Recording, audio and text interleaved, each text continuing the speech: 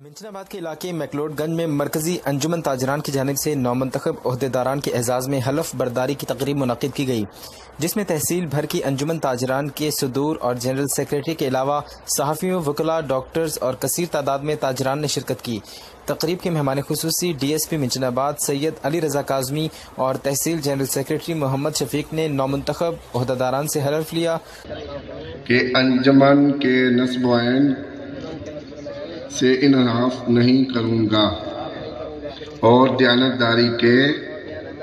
ساتھ فرائض منصبی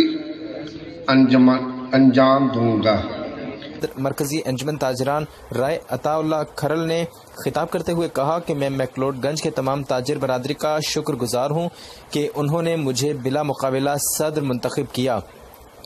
میں انشاءاللہ تعالی اپنی تاجر برادری کے تمام مسائل ترجیحی بنیادوں پر ہر فورم پر حل کروانے کی کوشش کرتا رہوں گا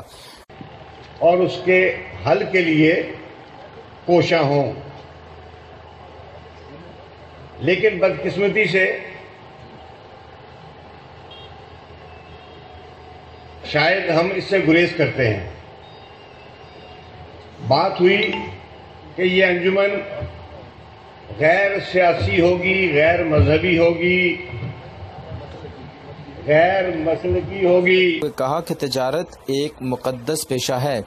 اور اگر تجارت میں ملاوٹ اور جھوٹ کو شامل نہ کیا جائے تو روزی کمانے کے ساتھ ساتھ ایک نیکی بھی ہے، اور تحصیل بھر میں ہم تاجر برادری کے تحفظ کو یقینی بنائیں گے۔ آخر میں رائے غلام مصطفیٰ کمال نے تمام معزز مہمانوں کا شکریہ بھی ادا کیا۔